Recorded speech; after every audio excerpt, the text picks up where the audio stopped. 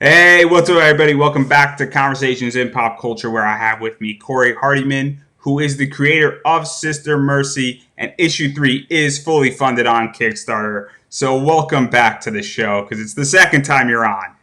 This is it, the big number two. Thank you. Thanks for having me back on again.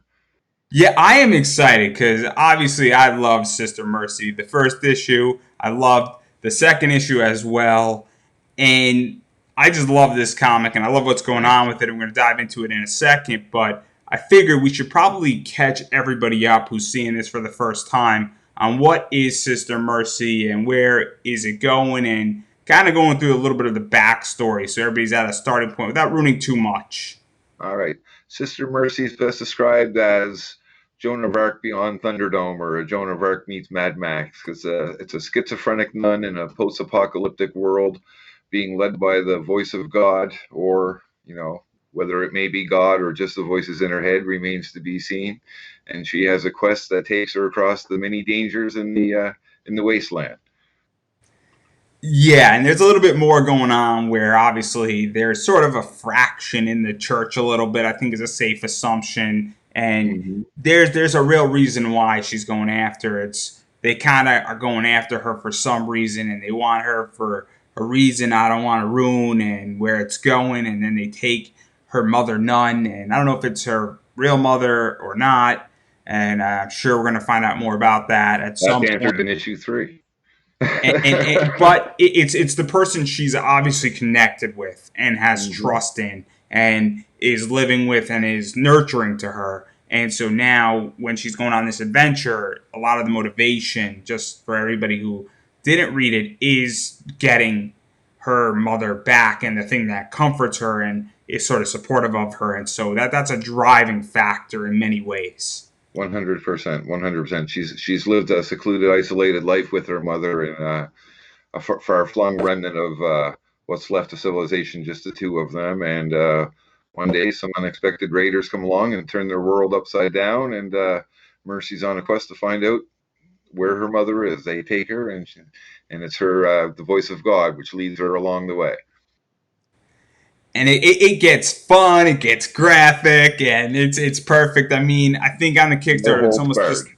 it's described as like a '90s grindhouse type of That's right. movie. Exploitative style for sure. It's definitely inspired by the heavy animated heavy metal movie and heavy metal magazines that I grew up with that were a major influence on me.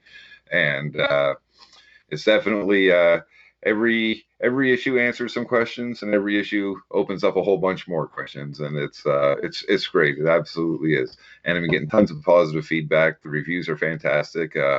Very few. I say very few, almost no negative reviews actually. Minimal amounts. People seem to really love the story.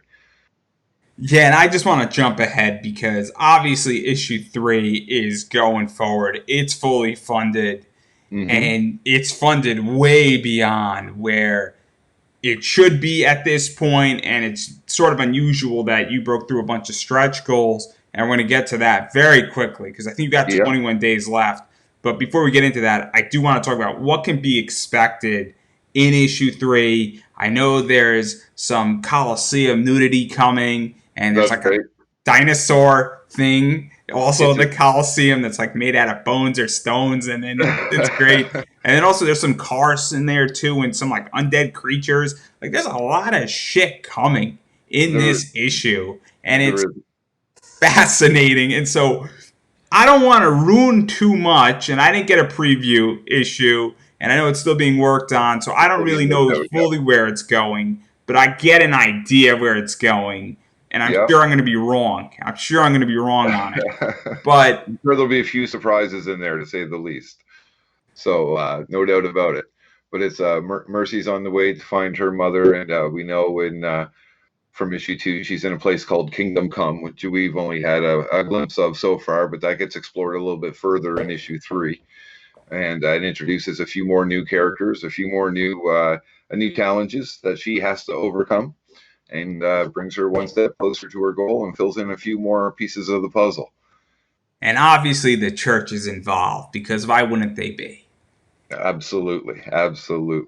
But Yeah, on the surface, absolutely, right? So it's certainly it has some church-like aspects to it. The hierarchy of the church is there. There's bishops. The Black Pope is the head villain, and they definitely use the church hierarchy 100%.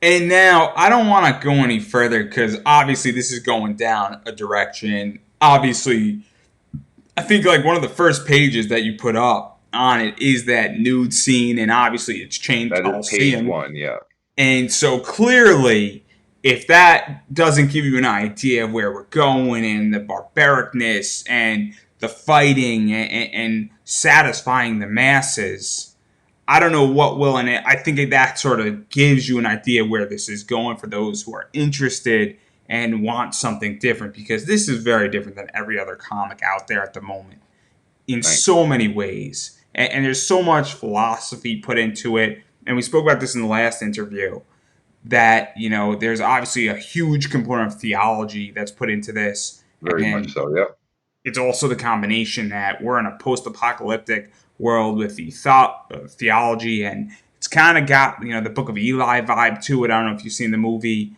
but love the movie. Love the movie. Very much so. Yeah.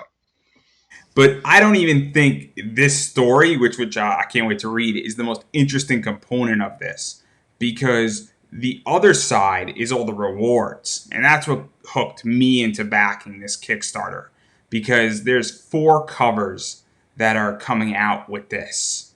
And so obviously I want to talk about the first 2 for Yeah. starters, and that's Ricardo Silva worked on that, and he's done work for a lot of indie companies, and he's done work for Zenoscope, and he's a great artist. And also I think he did a lot of the interior work with Ivan Dominguez. And I don't know, Ivan Dominguez is the cover colorist, and Fred Marino is the interior colorist. Yeah. and I think Ivan done work for Zenoscope, I think, or am Not I? that I'm aware of. He may have, but I'm not aware of it if he has. But even still, the team is amazing. And so the first 2 covers, which is cover A and cover B, what? How did those covers come about? Because cover A is obviously your standard cover, and Yeah. it kind of is your, I don't want to say good girl cover, but it's your safe for work cover in many Right. ways. That's right. Exactly. That's exactly it. Yeah. So, yeah. The one that you can show your 12-year-old nephew without having to worry about freaking him out like cover B would. So, So I don't think there's much to talk about with cover A, but I think cover B is super interesting because it's the nude version. There's some paradise goblin stuff in there, and it's yeah. based on the poem Goblin Oasis, which is what this book also includes. And Yes. so, That fills in the last 3 pages. what is Goblin Oasis, and how did even it come up? And then how did that evolve into the cover, or did the cover start and then the poem was added in? And that entire story, because that's super interesting when this poem works in comics and then there's a connection. And what is the whole story behind this? Because I think the nude cover is awesome, and I'm not a nude cover guy, and I had to Right. have it. So, Yeah, right on.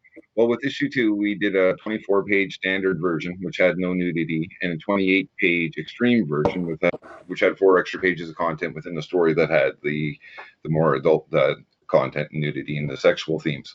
We wanted to do the same thing with issue 3.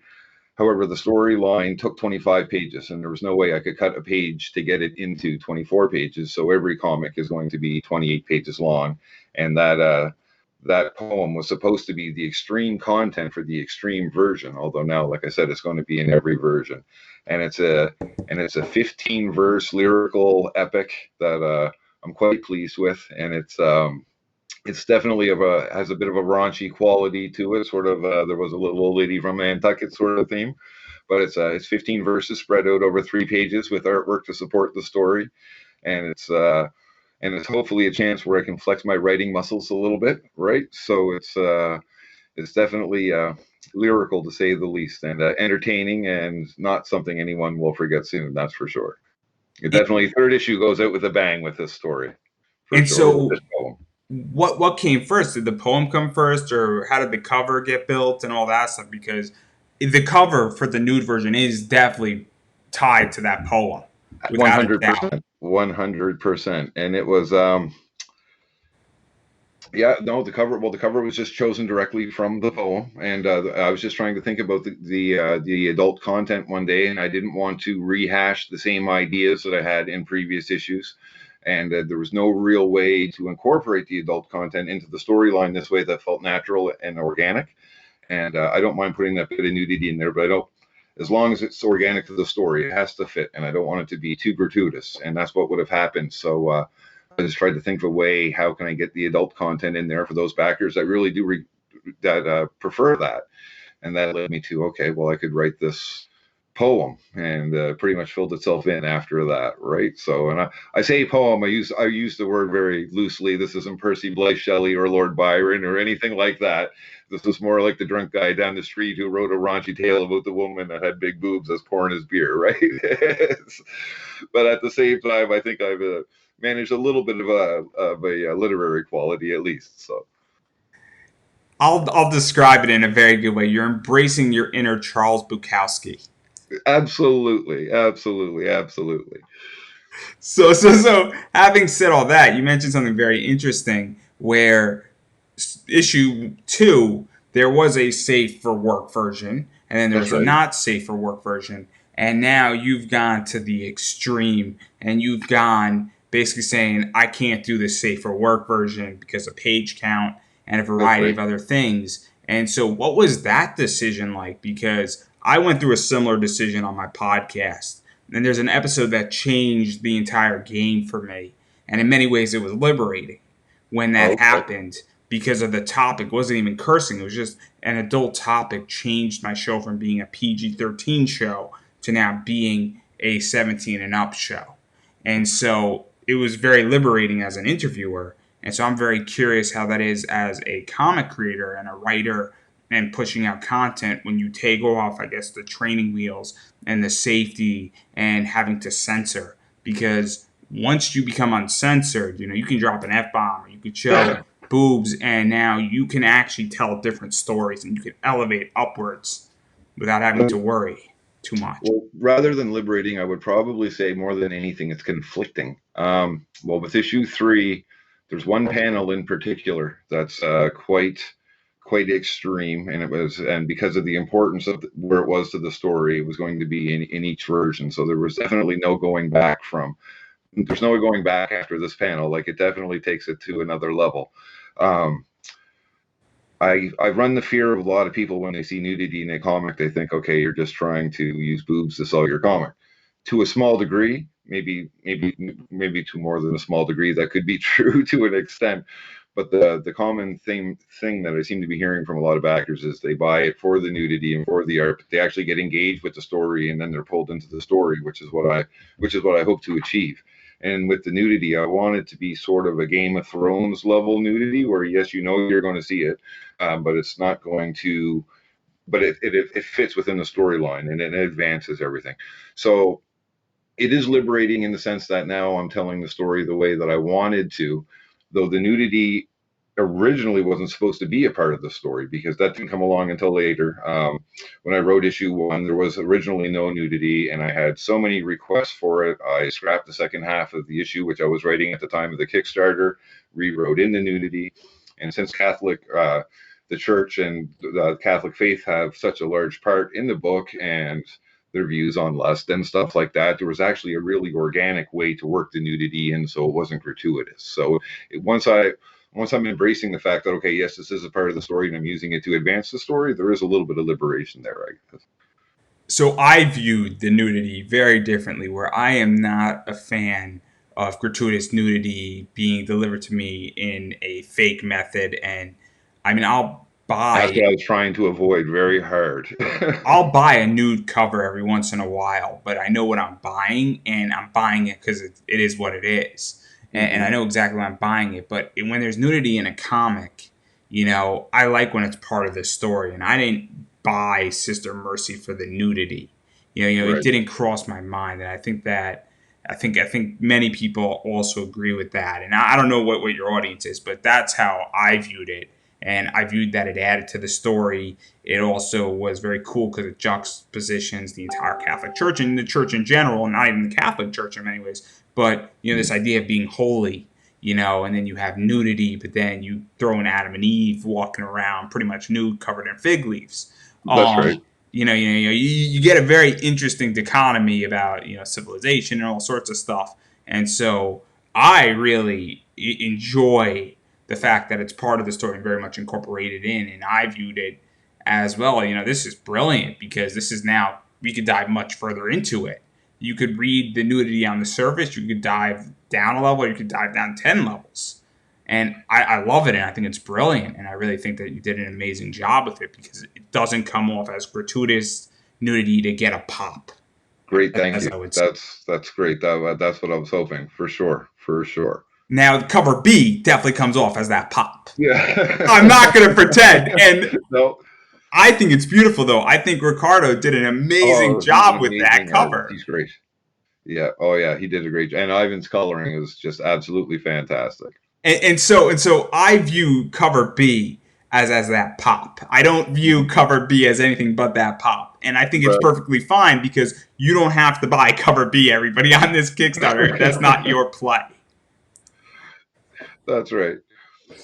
And And, yeah, for sure. No, and Ricardo really, really hit it out of the park with both of those covers, 100% for sure. And they are, yeah, they definitely show two different aspects of the story, to say the very least. I agree. I agree. And now I did buy cover B, C, and D. I didn't get cover A. Cover Okay. A didn't do it for me. I'm sorry to say it. No, that's quite okay. That's quite okay. And so now mentioning that I got covers B, C, and D, let's talk about cover C because one of the people that Mike I Crone. like, and I'm a Zenoscope guy, I was just actually on a live stream talking about comic book investing with one of the owners of the company, Ralph Tedesco, and Mike Crome is on their stuff all the time, and Mike He Crome is. is Yeah. great. That's how I discovered. That's how I first became aware of him. Yeah, for sure. And I'm not familiar with his colorist and Sanju Navagian. I'm pretty sure that he does a lot of work for Zenoscope as well. I think that they've worked together doing covers there at Zenoscope. I'm not 100% certain, but I believe so. But Mike Crome is great, and he's done so much stuff, and he's a very mild mannered guy, very relaxed. He's got a dark sense of humor in many ways, from what Yeah, I've heard of him and how he does things, and I just love his art. I So do too. I am curious how you got in contact with him because I'm going to try to get him on my show in 2021 in January when things calm down. But having said that, we're going to digress from that for a second. But how did that all come about, and what's the story behind that? Because it's kind of cool when you get an artist who does a lot of cool work. And I think Mike Crump does some other indie work as well, but he does a lot of work for Zenoscope. And then Yeah. he's working on your indie book. Well, It's pretty I had cool. seen a couple of his Zenoscope pictures, and I just absolutely fell in love with them. And then there was one in particular that he did of Lady Death, where she's flicking her hair back in the water, and it's got the water just flaying right out, and it was just such an amazing picture. So I just sent him a message on Facebook, and I sent him a link to the Sister Mercy fan page, and asked him if he would be interested in commissioning a cover. And he said he really liked the character, and he was all over it. So I was really, really happy to see that, and then became friends with him on Facebook and became aware that he actually doesn't really do too many indie projects. He usually, he's quite, picky about the stuff that he does. So that made it even more of a feather in my cap that he was willing to do a cover for Sister Mercy, right? So we've messaged him again about issue 4 to see if he would be interested in doing a cover for issue 4, because we have a really great concept in mind that I would really like to get a high-end artist to pull off, and he's showing potential interest if it works within his schedule. And that schedule being, we're hoping to get a June-July release date. So we'll see what happens there. But he really did. He nailed it. And Sanju's coloring is just beautiful. Absolutely beautiful. And so to even talk about that, because, and I hate to say it this way, but, Mike Crome is a pro by definition, and the amount of work he does Next and level. his schedule. And obviously, this is an indie book, and this is sort of in a different category. This is obviously Kickstarted. And I mean no offense by when I say that. No, none taken. But when somebody like Mike Crome says, oh man, I love this project, I don't do a lot of indie projects, I'm interested, that must be verification in many ways. And it must feel really good that you have somebody who is, a pro and can take really any project they want, that they want to do. And they have more than enough work. I mean, the guy has more than enough work where he can find it. And he's like, yeah, I'm in, let's do it. Like, how does that make you feel? And also, it sort of verifies you, says, okay, I'm onto something with this project in many ways. Yeah, and it is, and it's a very gratifying feeling for sure. And and the same with a lot of the other artists. They're very very happy to work on it. But when you get somebody with of a level of a micro that's willing to work on your project, it adds a certain level of a certain yeah, it adds something more. You know what I mean? The words escaping me right now, but no, I couldn't be happier. It's great, and if he does another cover for issue 4, that would be great. And I'm also approaching some other, high end artists, I guess you would call, professional artists, and hoping that I might be able to get some others that are just as eager to do some. And do you also feel that because Mike Chrome does a cover, and I hate to name drop, and I do it with my podcast all the time in many ways, but do you also feel that when you're launching the Kickstarter and his name is attached to it in a cover, that it also convinces people? Because even though Kickstarter is gotten better in the last 2 years, there's still a lot of badness on Kickstarter of people not delivering their projects and people not delivering their projects timely and Right, bad reps and also bad feelings. And I don't even mean like personal, I just mean on a professional level on Kickstarter. right, So do you yeah, feel that it adds that level of credibility and that level of trust into it and convinces people to say, okay, this is a serious project right. versus some amateur doing something. I've been pretty lucky as a backer also, and I've never really, I think I've gotten comics for every project that I've backed. I've backed 40 some odd projects. Um, but I think now with issue 3 too, I have a bit of the added incentive that I delivered the first 2 issues on time. And being able to deliver issue 2 on time during COVID was quite a feat, that's for sure. Because at one point we were 2 months ahead of schedule, and in the end we got them out just under the wire. So I think the fact that we were able to do that twice now, I think we've established that level of credibility. But again, when you get an artist like Mike Chrome, you know that he has a massive following. His name, carries much more weight than mine. So there's, of course, so not only when you get an artist like that, not only do you get a fantastic piece of art, which I got, he brings with him a little bit of following when you tag him in that picture and say, this is a Mike Chrome, you're going to get some eyes that otherwise you would never get, right? So Yeah, and it also lends credibility and also absolutely credibility, his like you said, name. for sure, right? So yeah, people realize this just isn't some kid doing this in his mom's basement and hoping to get it out on time, drawing it on old newsprint, right? And even going further with credibility and somebody who's coming up and is killing it. And he was just doing a Facebook Live, and I just mentioned that I was speaking to you, and like I just told him he killed this cover also, and this is why. This actually what pushed me to get the 3 covers. So I was Yeah, originally going to get the 2, and then I saw this Steph Wilson cover, and he did a cover for Belial with Chuck yeah, Inu and Sean beautiful Barber. cover. Yeah, And obviously it's Steph Wilson and Carrie Ann, I think is how Carrie you Ann. Yeah, pronounce her name, and they're great, and they do like new school. I think is a good way to describe that art in many ways. New school, I think, is a really good way to describe it, and I it's love this. And Steph is it's obviously, definitely a unique style. That's for sure. and That's for sure. it's also so like caricatured, I guess is the word, It and takes that juxtaposition of nudity and comics, which seems weird, and I think that's why some people like seeing nudity in comics because they're two different things that are brought together. But when you draw the characters in such an animated style or a more juvenile style, it really makes that juxtaposition even bigger. but it's not even the characters so much; it's also the image The, where the way he draws it, yeah, the style of drawing it, yeah, the background and like you have like Sister Mercy looking over like a bridge in such like a obscure way. It's an awesome cover, and yeah. that cover alone is worth backing this entire project then picking it up. And so how did you get introduced to Steph and Carrie Ann? Because those that cover is amazing, and it's just like I can't help but just like smile when I see it. Right. Well, it's pretty easy to get to know who Steph is. Just look at any Kickstarter. Chances are they might have a cover by Steph Wilson. And I seen so much of his work on Kickstarter and in the various comic book groups that I'm in. I knew I had to get one. I wanted to see what Sister Mercy looked like through his eyes because I love seeing the way he had done so many different characters.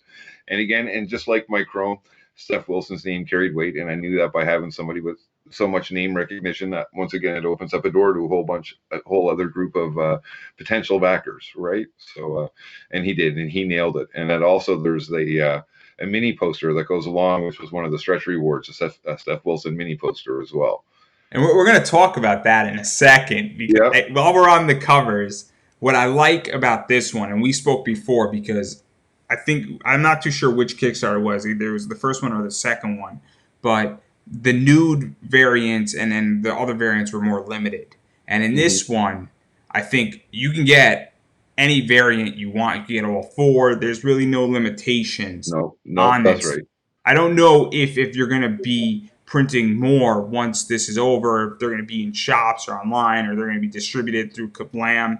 I think that's where you distribute, right? Kablam, yeah, yeah. We Because haven't I've had decided Tommy yet. on, and We Tommy's haven't great. decided yet which covers we're going to go forward with as the standard covers that we'll be selling consistently, right? But the nude cover for sure will be one, and we'll pick one of the other three covers to be the standard cover, which we'll use for the PDF, which will sell on Indie Planet. And so anybody else that has the other two covers that we don't use are going to end up being the Kickstarter exclusives that are limited print run.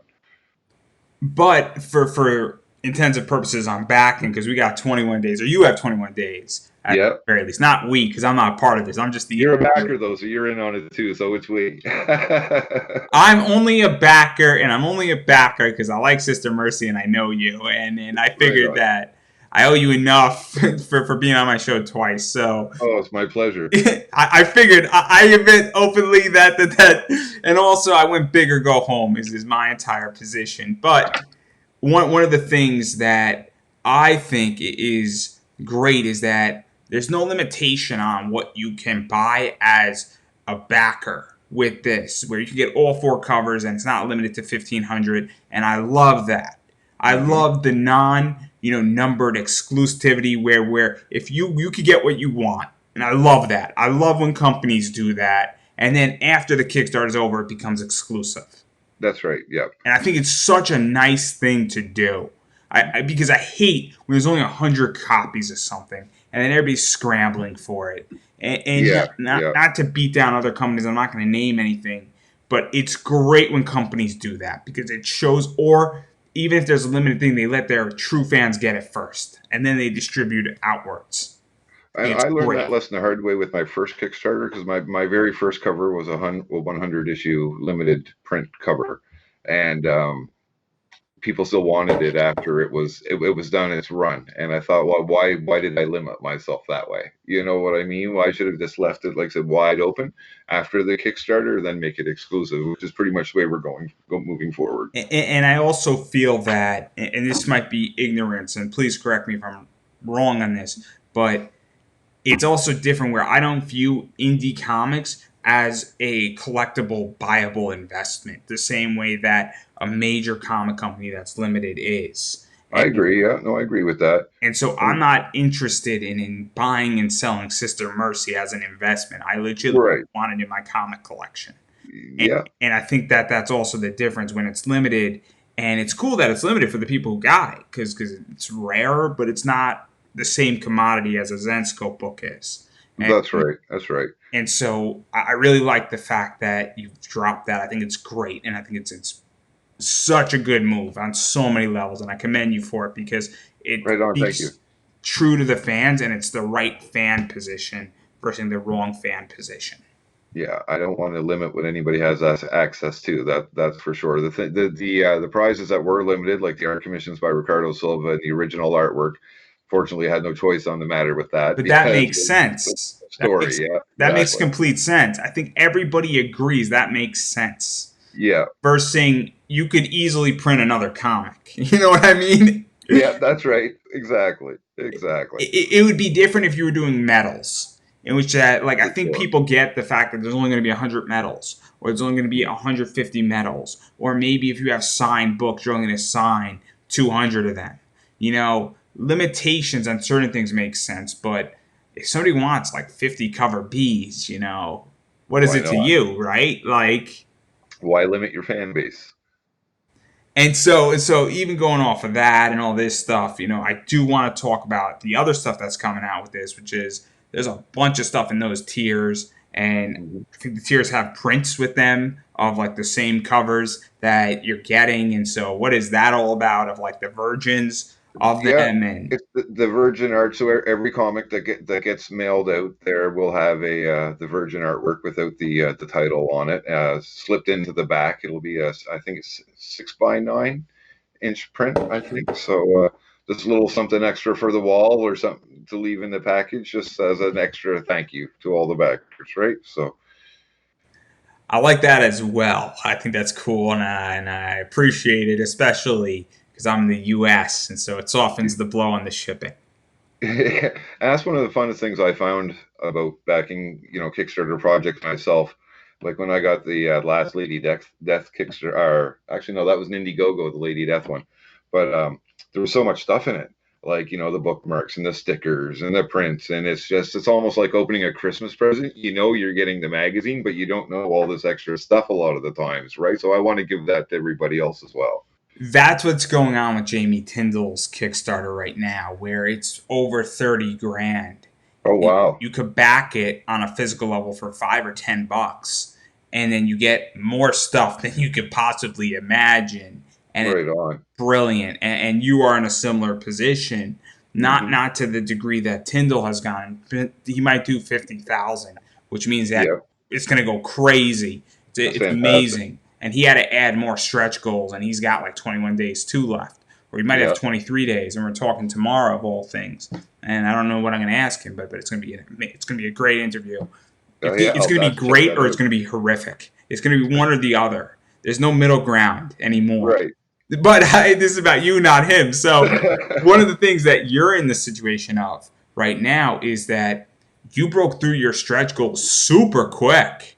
Yeah, that was So crazy. I didn't let's talk expect to about fly that. through them. I didn't expect to fly that. Those first 3 or 4 days were just So nonstop. let's talk about that. Let's not ruin it. Let's build up suspense here. Sure.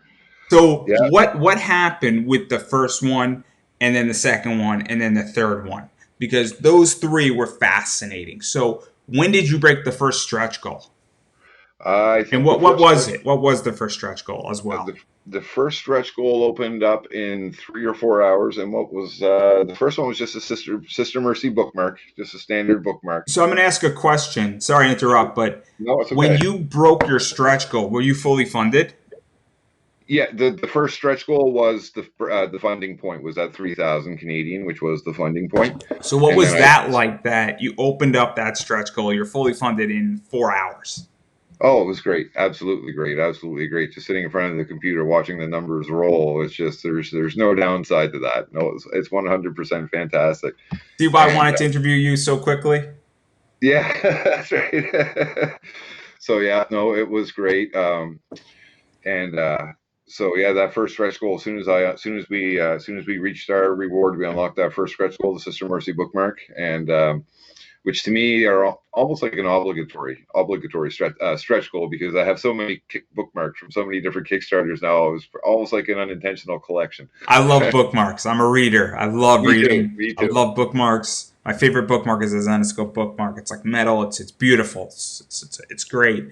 Right Um, on. but I digress with that. And then when did the second one come out? And what was that goal? And what was the item that was unlocked? That would have been, I can't remember, that was either later on that evening or the following morning. And that would have been, I'd have to actually bring it up in front of me, the order of them, because they went so fast. Those first three went so fast. I'm not entirely sure what order I had them in. Um, but I think the second one might have been the Steph Wilson poster, I believe. So that was I think that's a 8.5 by 11 poster. I was really happy to to unveil that, and it's been so fun to unveil all the stretch goals, because I think that most of they're just great. And yeah, and I was trying to think now, what was the third one? Again, they were oh, And then the third one was one of the ones that I was very pleased with is the Sister Mercy fridge magnet.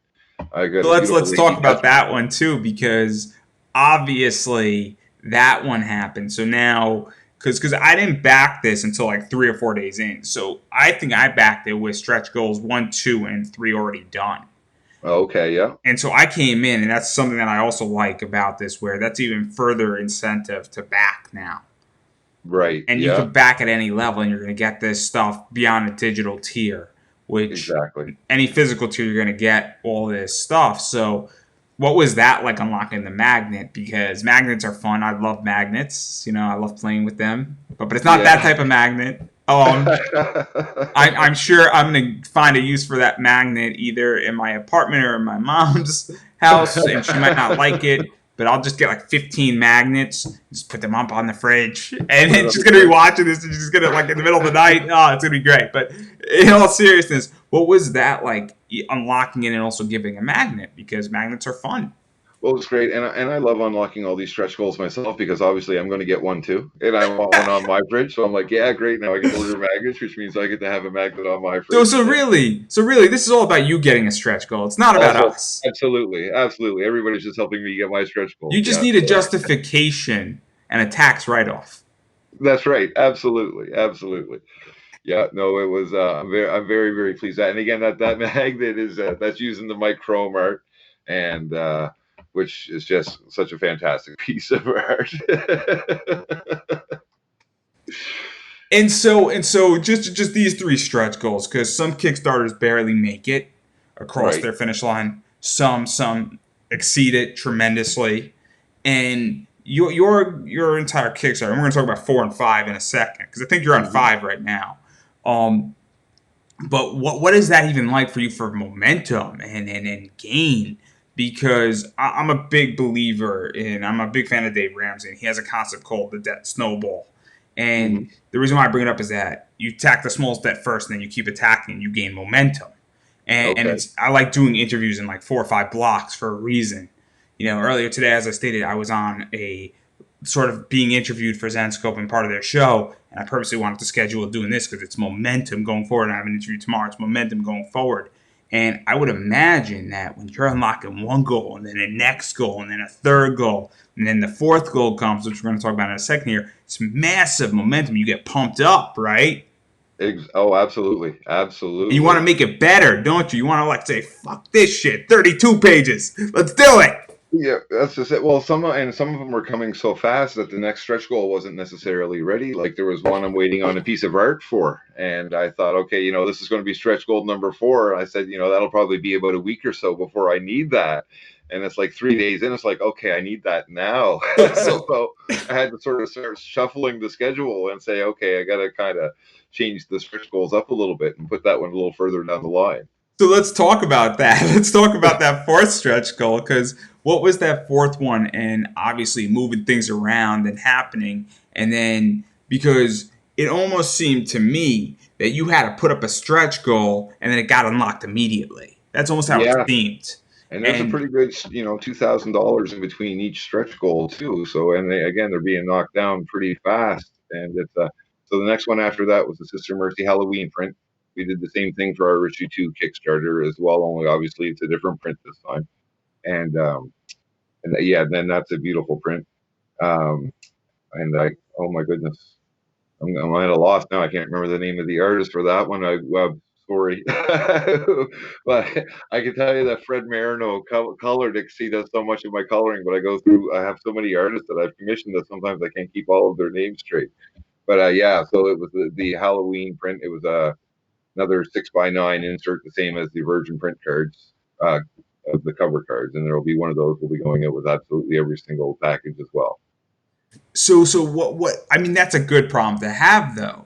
Oh, If absolutely. people, These are happy problems. Like it's and I'm putting together the little graphics for each stretch goal. Like as soon as one's up, like I've realized, okay, I don't want to wait a day or two before I get the next graphic ready because the way they've been unlocking, I got to have it ready to go right now. Yeah, for sure. And a lot of, like I said, reshuffling of the goals themselves to make sure that I have something available for each when each one is reached.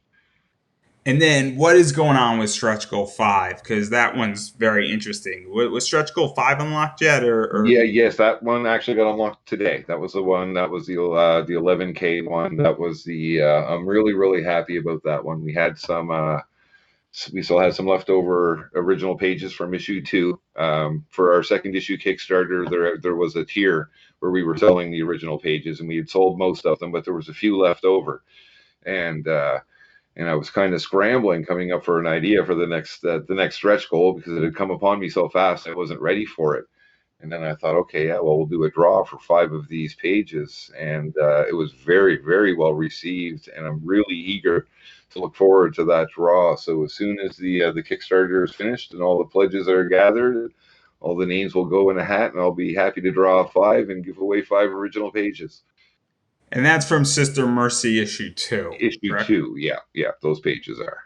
And so that's like the original art, and it's That is the awesome. original art, one of each. You have the only copy of that page if you're the lucky one to have your name drawn. And the requirement, if you win it, is to frame it, treat it properly, and if you don't, I will beat you with a shillelagh. But that's not the point here. And take a whole bunch of pictures, post them all over Facebook, Instagram, tag Sister Mercy repeatedly. Make sure. See, we're a violent podcast, everybody. That's right. No, in all seriousness, though, it looks like an awesome reward, and I'm actually stoked that you reached it. And I think it's great that you crossed that line also, because I love original art. And I think original art and commissions are awesome when people throw things out there and do things like that. And I think it's cool. So that leads to my next question, because we're working on number 6 here. So what's for 6? Number 6, I just dropped that today. That's the Sister Mercy drink coaster with artwork by Daxina, and I think I pronounced that right. And so everybody, so when we reach, if I'm not sure, we reach 13K, that'll unlock, and everybody will get one of the drink coasters. But it's also been added as an add-on. So if anybody wants the full set, they can buy a full set of 5 plus the one that they'll be getting anyways, which means a half a dozen Sister Mercy drink coasters. And I think that they're absolutely beautiful. And Daxina does great work, and just the shape of her art almost seems like it was made for that toaster or coaster rather. It just is really appropriate. It really fits it really nice. I'm really, really pleased with that stretch goal.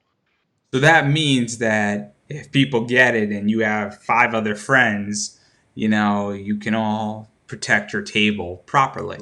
That's right. Exactly. Or you put out 6 beers, and if you have 3 friends, you just have to drink 2. One or the other. That's right. Exactly. So and then pictures promoting it. That's right. And tagged and the whole 9 yards. I promote everything horrific here, so clearly. That's awesome. And then now, but I want to jump away from that, because we spoke about rewards and stretch goals, and one of the things that I love about this is that, and I love when you have the prints and the bookmarks and the magnet and the 2 prints and all that stuff, and the coasters when that gets unlocked. And I say when, not if, because I believe in forward thinking, and I got a feeling you're going to cross 13K very easily, very easily. I don't think it's going to be hard for you to cross 13K. But having said all that, I do want to focus on some rewards here, because there's some cool stuff going on. And one of the things that I've seen with Kickstarter and a massive shift is that, and I didn't see this 6 months ago, and I'm new to the Kickstarter backing and all that stuff, but one of the things that I have seen is that I've seen a shift from like people being very gung-ho on physical rewards, saying physical rewards are my number one thing, and they're 80%, to now a lot more digital rewards being thrown out there, and digital tiers, and a variety of digital components. And you have a bunch of digital stuff from just the issue 3, issues 1, 2, and 3, I guess a few variants of that stuff, and some other stuff that's out there with all this issue stuff. So what was that like, in having several digital tiers to encompass all of Sister Mercy and some other cool stuff that's out there? Well, absolutely necessary with the way that the cost of shipping has skyrocketed over the course of the last year. And being in Canada and shipping to the States, when we did our issue 2 Kickstarter, there was a drastic increase between shipping costs when we completed our campaign as opposed to when we fulfilled our campaign. And so we had to put them up a little bit to accommodate that this year. And so I think that's one of the reasons why the digital tiers seem to be so well received, and which is great for people that live across the border, whether it's the states or overseas or whatever the case may be. Because there's definitely been a great interest in the PDFs, and we're definitely going to be looking into a digital stretch reward here coming up also. And do you also think though that because I've seen it in the state side, and in the states it's not so bad with shipping per se, and I'm an Hmm. eBay seller, and I'm doing all right on shipping in the states. I've seen maybe like a 10 cents increase, which when you're dealing with high volume books and high end books, it's not that big of a deal.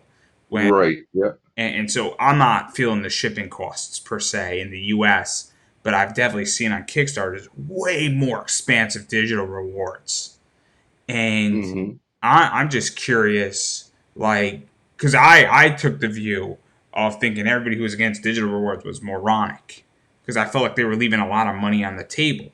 Because it's very easy for me to click something, and then in 2 months from now, I get it in a PDF and I can read it on my computer instantly, and I could read it for like 75% of the actual book cost if I was to get it in a physical copy. And I thought a bunch of people were leaving money on the table. And I think a bunch of people have realized that. So I don't know if you also realize that beyond just the costs of money and things like that, but even just it entices a whole different crowd of people who just want to read it and not even collect it. Right. Well, and it gets the story out there more, which is the important thing, right? And that is the most important thing to me, is that there's many eyes on the story as possible, right? So when you have a more inexpensive digital reward, and that makes it more available for the people that want to either that's either all they can afford, or they want to avoid that large international shipping cost, so any which whatever it takes to get as many eyes on it as I can. Yeah, I also just think that it's great for with COVID, and obviously Argentina. You can't ship to Argentina right now. I don't know if you still can on December 10th, but I know that for about 3 months that you can't ship into Argentina right now. I don't know how many Oh, people are buying your book, particularly from Argentina, but that's a really good example where you can't ship into certain you know countries. And my sister lives in Pennsylvania, and they're on lockdown. They're on lockdown. Pittsburgh has 50% COVID cases right now. They're on lockdown. She's not coming home for Christmas. oh, Okay, wow, it's that's it's unfortunate. it's unfortunate, and she's also scared half to death of COVID, but that's a I different imagine. discussion. She might be a mitochondriac. I don't know. And nothing against my sister, but my point is that she's scared, and it's Yeah. a scary time. But and so she's like secluding it, being like, I can work from home and everything's good. But the fact that I don't know if you could even ship into Pennsylvania or things like that at the moment. I don't know if you can, and I don't know if we're going to enter that phase in the U.S. And so obviously, Oh, digital rewards are great because guess what? You don't need the post office. exactly. And again, that's one of the issues I was having, is there's shipping bans between Brazil and Canada as well. So I was having a hard time getting the original art for issue two from Brazil. So we had to use an third party shipper in the U.S. was the only way to get them up here. So yeah, hopefully the shipping restrictions don't elevate any higher, because that would be horrible for sure. Yeah, I agree, and I think digital is many ways the future. And also, I, Absolutely. I got a lot of comics. I got like 2,300 comics, and I have to Hmm. be very selective on what I want to buy. Yeah. And I hate to say this, but like there are projects that I avoid completely due to expense as well, because obviously the rewards on this for the Mike Chrome and the Steph Wilson book, obviously those are higher tiered books, and even like the 3 covers or 4 covers, it's a little bit pricey, but I think it's worth it. But if you just want to read the comic, you can get it for what, like $7.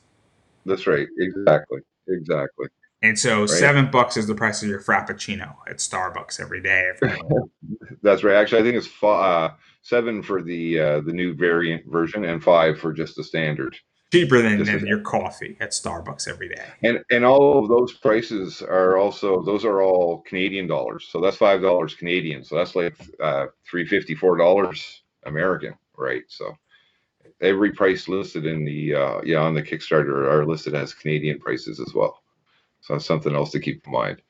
Yeah, yeah, yeah. And then obviously we already mentioned just going to the physical side of stuff, we already mentioned that you can get the covers. I already stated, I'm just going to remind everybody here that you can just pick up the one cover. You could pick any two covers that are out there for a certain price. You could get any three covers, which is what I did, and then you could get all four covers. And so I think that's great. And I want to just so you could get whatever you want, and that's still available. Bunch of stuff is gone just because a bunch of people beat you to it, and we're not going to talk about those rewards because they're gone. They're gone. So But I had the added privilege of beta testing the new Kickstarter add-on, we're going to talk about and that. they seem to be. Oh, sorry, yeah, you got to set up. Yeah, they're going over quite well. So yeah, to talk about that because I think that's something that's really cool as well, and I think a lot of people are doing that too. And I think as I was viewing everything, and obviously that's new. So one of the things that I'll inform everybody, and you can correct me. Kickstarter is sort of rolling out this idea that okay, you back a project, but you could add on to certain things because I think Kickstarter in comics in particular realize, and I'm sure with other projects as well, that if you're kickstarting a book and you're doing issue 3, well, maybe somebody wants to buy a physical copy of issue 1, and so instead of having to have a new tier, you can now just buy issue 1 at the back end of that, and you could add it on. That's right, exactly, And exactly. I think it's brilliant. Much like I think people are leaving money on the digital front, I think Hmm. this adds a whole new revenue stream in to Kickstarter. And One it hundred benefits percent. comics so much because now you could add a whole new revenue stream on top of something, and it's essentially what it is that it's a one time offer. That's exactly what it is. It's an upsell one time offer page. And it really gives you the chance to personalize what you're getting, because usually I found looking at other like bundles and stuff, there might be that one or two items in the bundle you don't want, but there's that one item you really do want. It's only available in that bundle, so you get the whole thing. This gives you the option to very specifically get exactly what you want, not have to get anything extra that doesn't get your fancy. So Yeah, yeah, there are like the back issues, like you said. I was asked to add the digital the PDFs. They're one of the backers asked that, so we just added those in there, and also the posters. There's a variety of posters that are also 4 different posters that can be added on as well. and then the coasters as well. Yes, and the coasters, which were just added today. And And so of the 4 posters available, there's the version of the nude variant. There's a version of there's a poster of that the Mike Chrome work. Um, another there's a couple of other ones in there, and the the one that I'm particularly pleased and is a crossover we did with Mary Machine Gun, which is Max DeVille's Kickstarter campaign that just came to an end. He also was up on Indiegogo. We both did a crossover poster. He had a crossover with Sister Mercy poster, and I have a crossover with his Mary Machine Gun poster. So it's the very first crossover for either of us, I think. yeah, I love crossovers. I love when Kickstarters promote themselves and have cool stuff like that. I think it's great. Um, Absolutely. I also think that in many ways, this add-on stuff is the future. I think it is the next step in comics. I think I that agree. brilliant that Kickstarter is doing this. I also think it is great because it adds a lot. It allows comic creators to get rid of and Kickstarter creators to get rid of their excess stuff and also give it to their customers and their printed books. Then and Hmm. especially during COVID, because I don't know how many cons you go to, and we're going to talk about that also in a second here.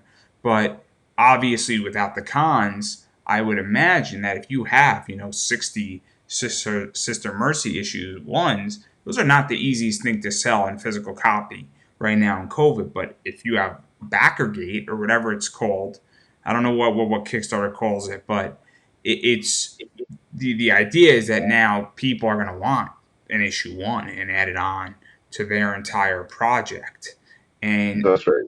and now it allows you to sell something, and it also allows somebody to get it, and they're already paying for the shipping. And I don't think one more book, especially a comic book, if you're adding like a massive art book, that's going to change the shipping.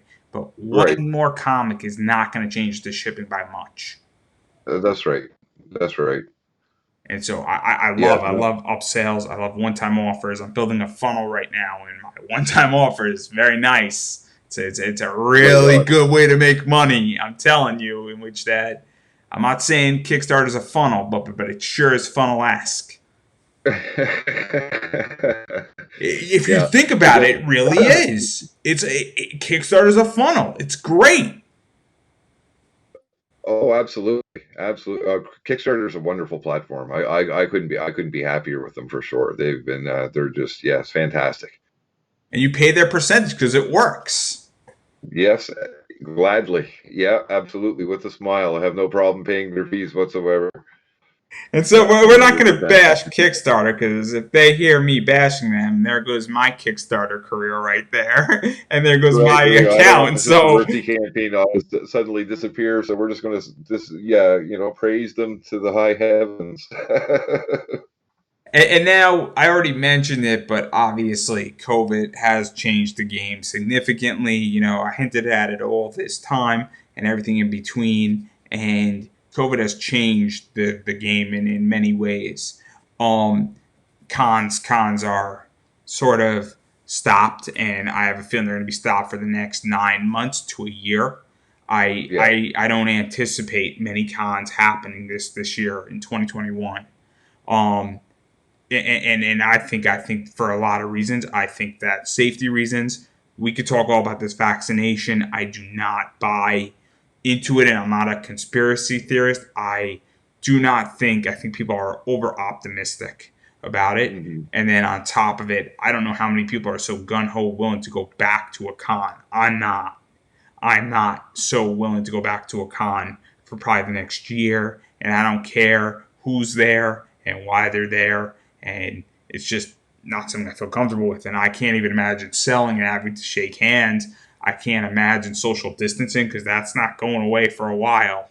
Guarantee you, it's not going away. Masks are definitely going to be enforced, not encouraged.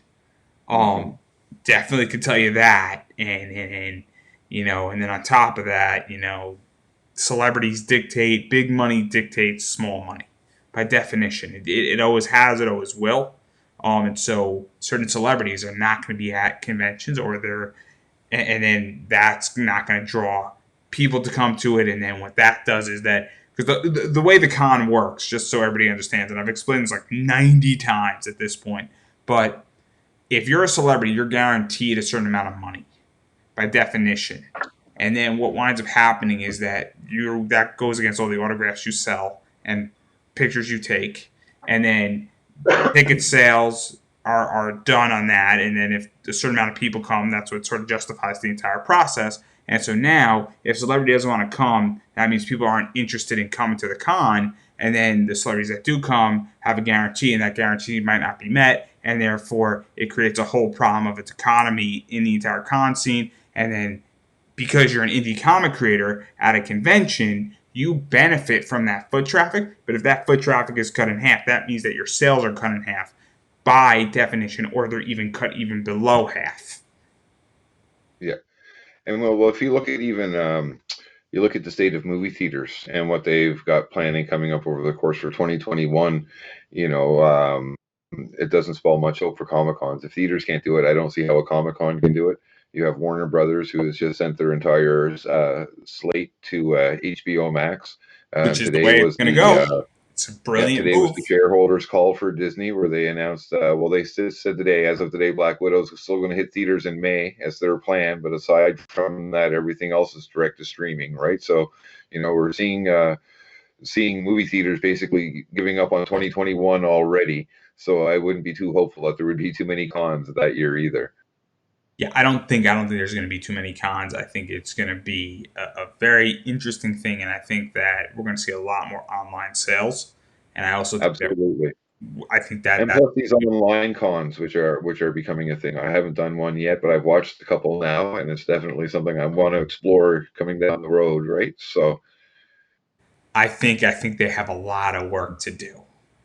I think certain people who are doing those have a lot of work to do.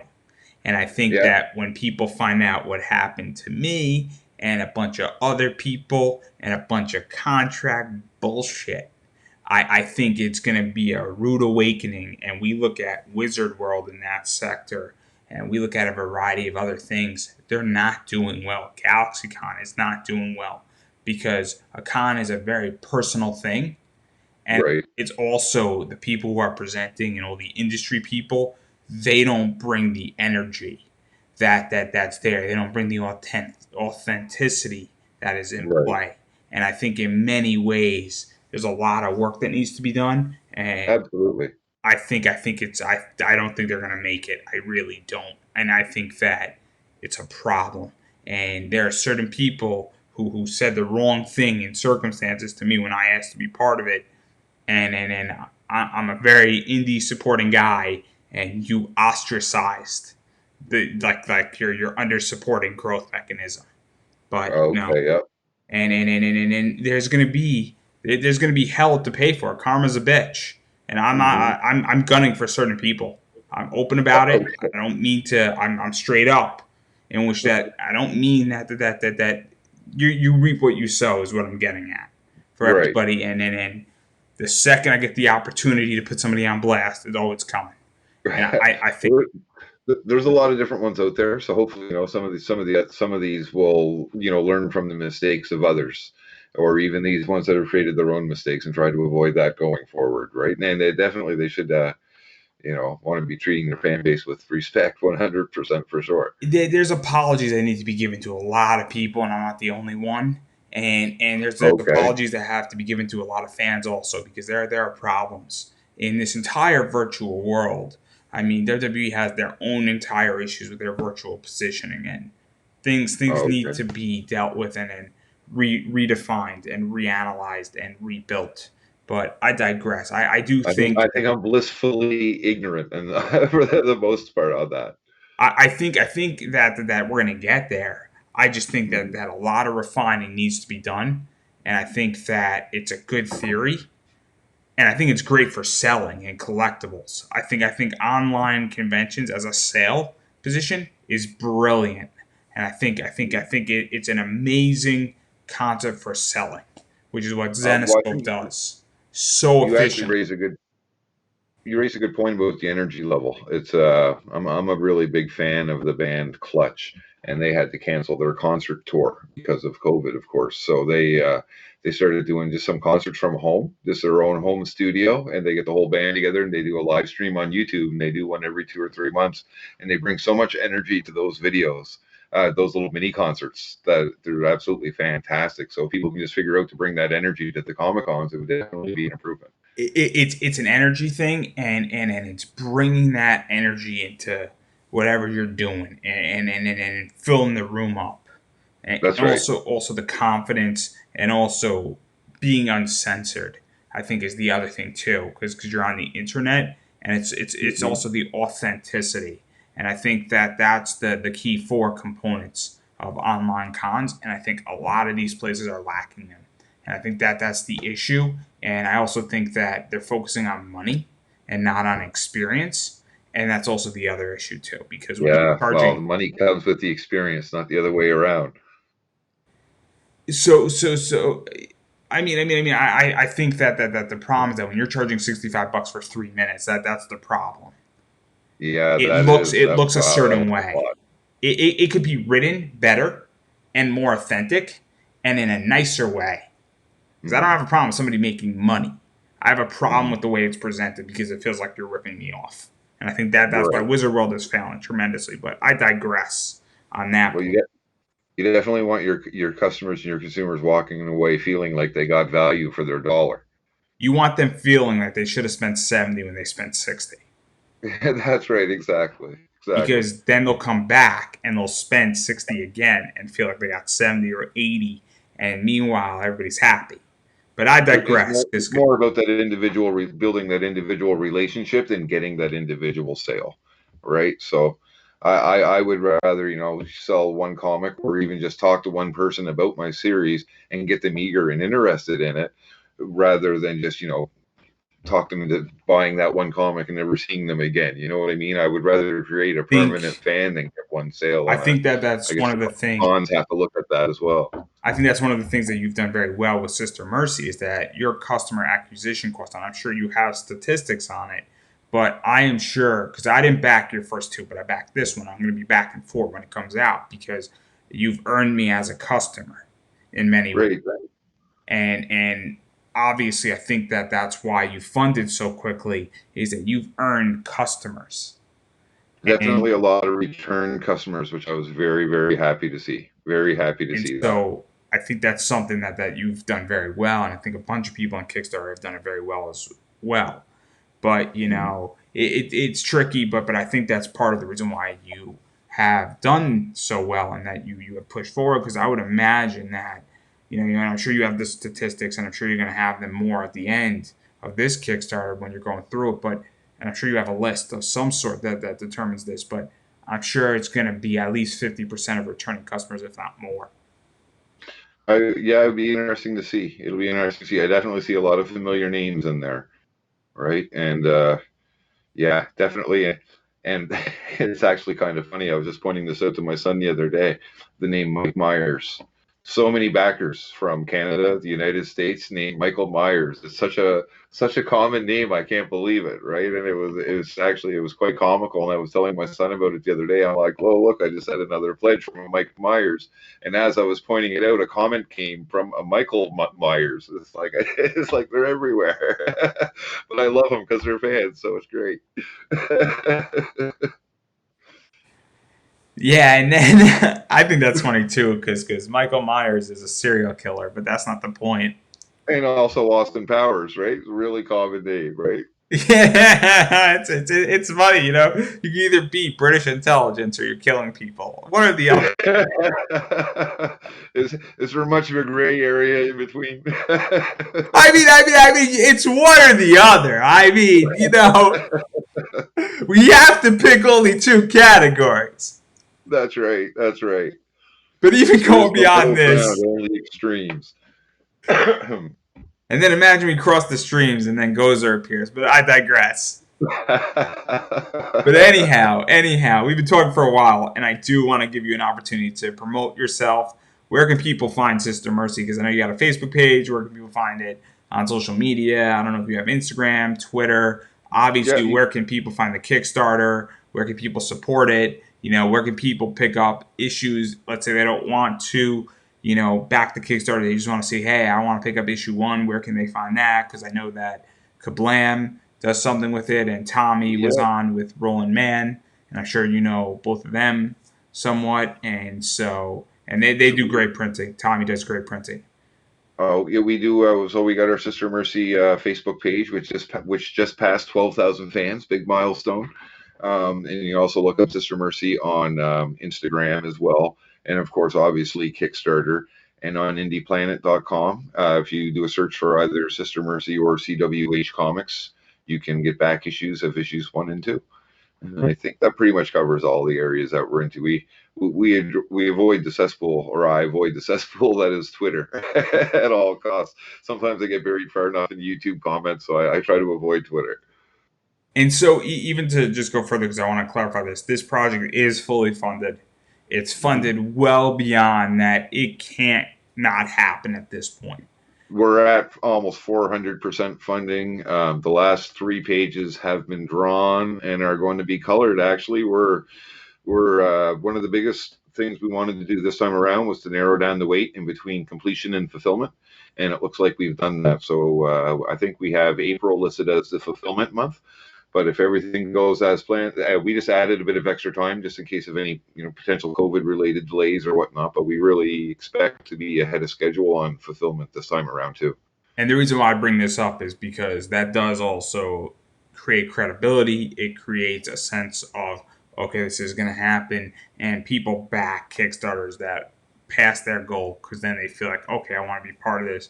And momentum, as I said multiple times, as well as, okay, now this can't go backwards or it's a bigger safety net or people back, big things. I mean, I was Jamie Tyndall's 400th, backer on his project. I purposely waited was trying to be 300 and somebody beat me to it, so I had to wait like 99 others.